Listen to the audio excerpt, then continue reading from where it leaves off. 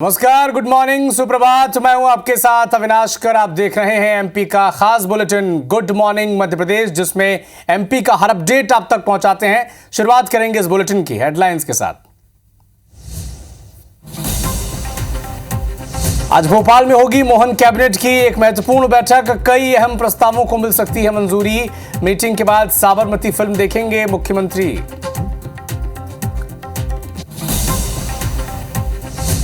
रीवा के महादेवन मंदिर परिसर में अतिक्रमण को लेकर भारी तनाव। मंदिर परिसर में दोनों तरफ से हुई पत्थरबाजी। पुलिस ने प्रदीप पटेल जो विधायक हैं उन्हें किया है गिरफ्तार। जबलपुर हाईकोर्ट में पुलिस थानों में मंदिर निर्माण पर हुई सुनवाई। राज्य सरकार के रवैये पर हाईकोर्ट ने जताई नाराजगी। 2 हफ्तों में जवाब नहीं देने पर 25,000 रुपए का जुर्माना लगेगा।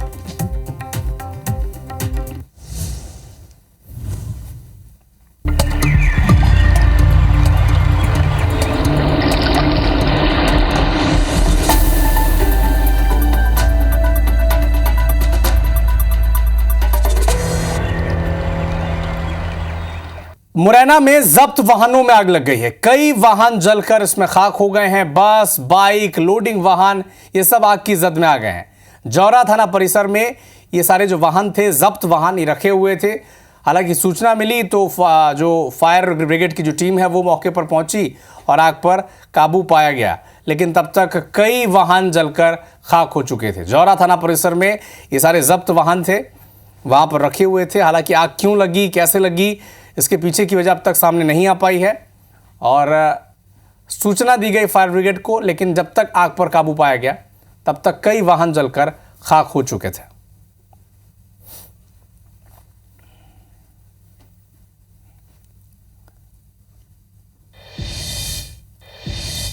देश के प्रसिद्ध कथावाचक अनिरुद्धाचार्य जी महाराज ग्वालियर चंबल संभाग में कथा कर रहे हैं और इस दौरान अनिरुद्धाचार्य जी महाराज ने अलग अलग विषयों को लेकर अपनी बेबाक राय रखी है। गौमाता राजमाता कहने पर, यानी गौमाता को राजमाता देने के दर्जे पर कहा कि राष्ट्र और महाराष्ट्र के मुख्यमंत्री एकनाथ शिंदे ने जब राजमाता का दर्जा दे दिया है तो मध्य प्रदेश सरकार भी दे सकती है, ये वो कह रहे हैं। इसके साथ ही अनिरुद्धाचार्य जी ने बटेंगे तो कटेंगे वाले सियासी नारे पर भी अपनी प्रतिक्रिया दी है। क्या उन्होंने कहा है, सुने आप। देश के प्रसिद्ध कथावाचक अनिरुद्ध आचार्य महाराज जी हमारे साथ में है, कथा कर रहे हैं। महाराज जी, सबसे पहला सवाल, गौ माता के लिए आप बहुत बड़ा अभियान चला रहे हैं, क्या कहना चाहते हैं देश की सरकार से और मध्य प्रदेश की सरकार से? अभी राकेश शुक्ला जी आए थे तो मैंने उनको बोला कि जब महाराष्ट्र में एकनाथ शिंदे जी गाय को राज्य माता का दर्जा दे सकते हैं तो आप मध्य प्रदेश में भी गाय को राज्य माता का दर्जा दिलाइए। मुख्यमंत्री जो मध्य प्रदेश के हैं यादव जी, वो बड़े धार्मिक हैं, तो ऐसे धार्मिक मुख्यमंत्री से ही यदि गाय को सम्मान नहीं मिला तो फिर किस मुख्यमंत्री से मिलेगा। तो हम मुख्यमंत्री जी से प्रार्थना करते हैं कि गाय को राज्य माता का दर्जा आपके द्वारा तो मिलना ही चाहिए। क्यों ऐसा, क्यों, क्या पीड़ा है आखिर गौ माता को लेकर जो इस तरह का आपको कहना पड़ा? क्या बहुत ज़्यादा सरकार भी अभियान चला रही है लेकिन उसके बावजूद भी नहीं रुक रहा है गौ हत्या? देखिए, गौ हत्या का सबसे बड़ा कारण ये है कि आज हम हिंदू लोग भी अपने घरों में गाय न रख के कुत्ता रखने लग गए और गाय को गलियों में छोड़ देते हैं। गाय ट्रकों का धक्का खा के हाथ पाँव टूट के तड़पती रहती है। जिस गाय की सेवा के लिए भगवान कृष्ण को धरती पर अवतार लेना पड़ा, आज वो गाय यदि परेशान है तो इस भारत की पहचान क्या है? गाय को माता क्यों कहा गया? यदि गावो विश्वस्य मातरा, गाय माता है, गाय के दूध में विशेष गुण हैं, तो गाय आज इस तरह से परेशान है तो कहीं ना कहीं उसके अभिशाप से हम सब भी परेशान होंगे। इसलिए गाय की बद्दुआएं ना मिलें। जिनकी सेवा भगवान ने की उनकी हम करें। सब लोग घर पे गाय रखें और मुख्यमंत्री जी गाय की सेवा के लिए एक कम से कम, चलो सेवा ना करो तो भैया हत्या तो ना करो बूचड़ खानों में। एक सबसे ज़्यादा बटेंगे ना कटेंगे, बटेंगे तो कटेंगे वाला बात आ रही है। आप कितना इत्तेफाक रखते हैं इससे? क्या भाई देखो ना, हमारा अंग्रेज़ों ने क्या नारा दिया था? फूट डालो शासन करो। उन्होंने बांटा ना। पृथ्वीराज चौहान को जयचंद से बांट दिया। सगे ससुर थे संयोक्ता के पिता जयचंद।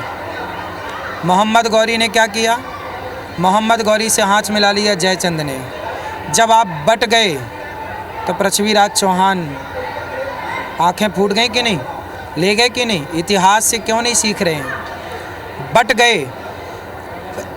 हल्दी घाटी में महाराणा प्रताप लड़ते रहे, बाकी राजा लोग तमाशा देखते रहे। यदि जाते, साथ देते, तो कब का ये देश आक्रांताओं से मुक्त हो चुका होता, सोने की चिड़िया बच जाती।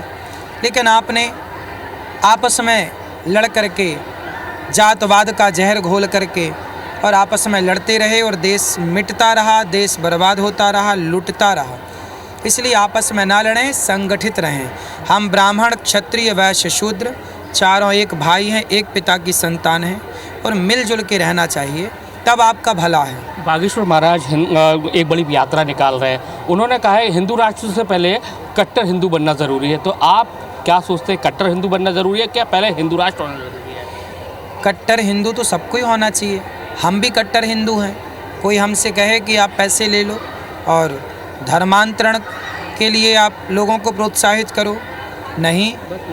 तो कुल मिला के कहना ये है कि कट्टर हिंदू वो है जो करोड़ लेकर के भी, अब शिवाजी के पुत्र हैं संभाजी, संभाजी के नाखून नोचे गए, उनके शरीर में जलते सरिया धसाए गए।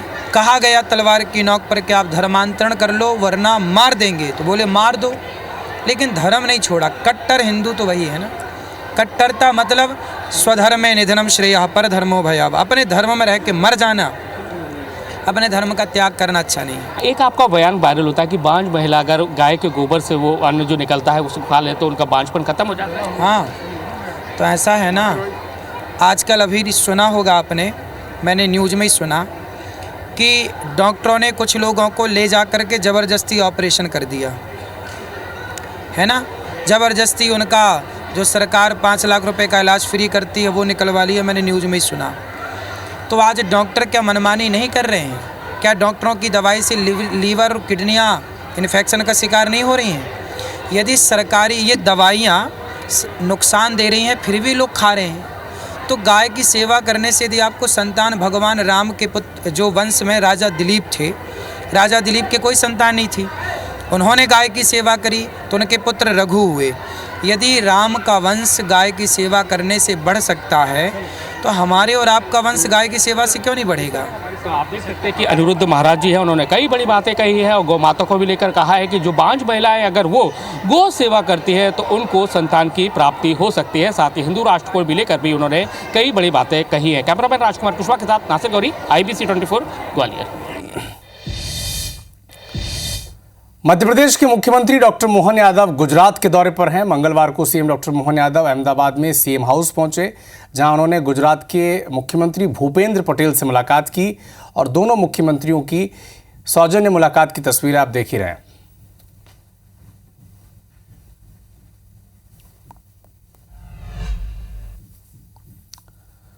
तो सीएम डॉक्टर मोहन यादव के गुजरात दौरे से जुड़ा एक और बड़ा अपडेट आप तक पहुंचा दें। गुजरात और एमपी के बीच अंतर्राज्यीय मुद्दों को लेकर कई महत्वपूर्ण फैसले लिए जाएंगे। दोपहर 2:30 बजे गुजरात के मुख्यमंत्री निवास में एक अहम बैठक होनी है। दोनों राज्यों की संयुक्त परियोजनाओं को लेकर महत्वपूर्ण फैसले लिए जा सकते हैं। सीएम भूपेंद्र पटेल गुजरात के मुख्यमंत्री हैं। मंत्री अधिकारियों की मौजूदगी में मध्य प्रदेश के अधिकारी और मुख्यमंत्री भी वहां पर मौजूद रहेंगे और शाम 5 बजे भोपाल से लौटकर मंत्रालय में भी सीएम डॉक्टर मोहन यादव एक महत्वपूर्ण बैठक लेंगे, जहां पर मध्य प्रदेश से जुड़ा महत्वपूर्ण फैसला भी लिया जा सकता है।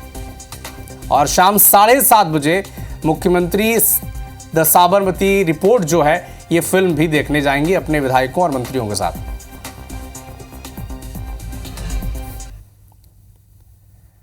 इंदौर में मेट्रो का काम जोर शोर से जारी है, लेकिन काम की वजह से आने वाले दिनों में मेट्रो रेल प्रबंधन ब्लॉक लगाएगा, जिससे कुछ दिनों तक लोगों को परेशानी का सामना करना पड़ सकता है।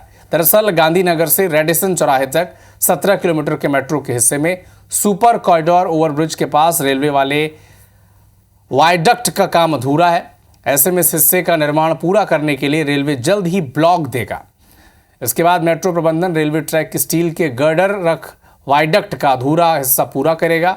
और हाल ही में मेट्रो रेल प्रबंधन के एमडी ने निर्माण कार्यों का जायजा लिया है।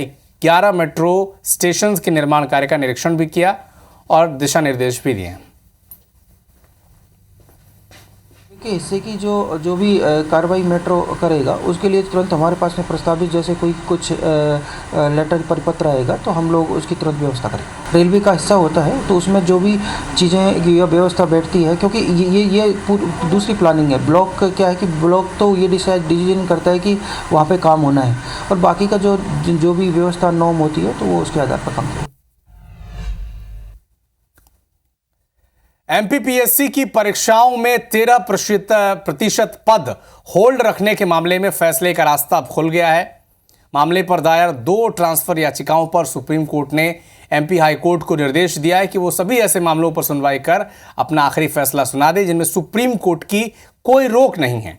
दरअसल एमपी के महाधिवक्ता के अभिमत पर सामान्य प्रशासन विभाग ने 29 सितंबर 2022 को एक नोटिफिकेशन जारी किया था। इसके आधार पर एमपीपीएससी ने 2019 से 2023 तक की भर्ती परीक्षाओं में 13% सामान्य और 13% ओबीसी के पद होल्ड कर दिए थे।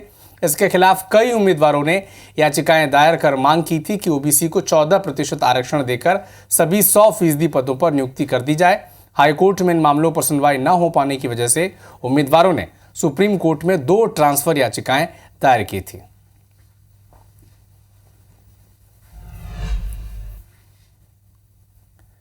इंदौर में 25 नवंबर से शुरू होने वाली यूरेशियन ग्रुप की बैठक की तैयारियां अब शुरू हो चुकी हैं। बैठक 28 नवंबर तक चलेंगी और इस आयोजन की तैयारियों की समीक्षा के लिए केंद्र सरकार के अतिरिक्त सचिव विवेक अग्रवाल आ चुके हैं। आयोजन के दौरान सफाई और ट्रैफिक व्यवस्था का विशेष ध्यान रखा जाएगा। एयरपोर्ट से विजयनगर तक रंग रोगन का काम किया जा रहा है। दीवारों पर भी 3D पेंटिंग उकेरी जा रही है। मेहमानों के लिए एक भोज 56 दुकान पर होगा। इंदौर कलेक्टर ने बताया कि मेहमानों के रहने और घूमने की व्यवस्था भी कर दी गई है। जो बीएजी की बैठक है उसके लिए हमारी सारी तैयारियां पूर्ण हो गई हैं और लगभग 200 के आसपास फॉरेन डेलीगेट्स आएंगे। उनकी स्टे से रिलेटेड, ट्रांसपोर्ट से रिलेटेड और अन्य व्यवस्थाएं हमारे द्वारा पूरी कर ली गई हैं। मुख्यतः बीसीसी में कार्यक्रम आयोजित किया जाएगा। सभी टीम के बीच में कार्य विभाजन भी कर दिया गया है और सभी लोग इसके लिए तैयार हैं।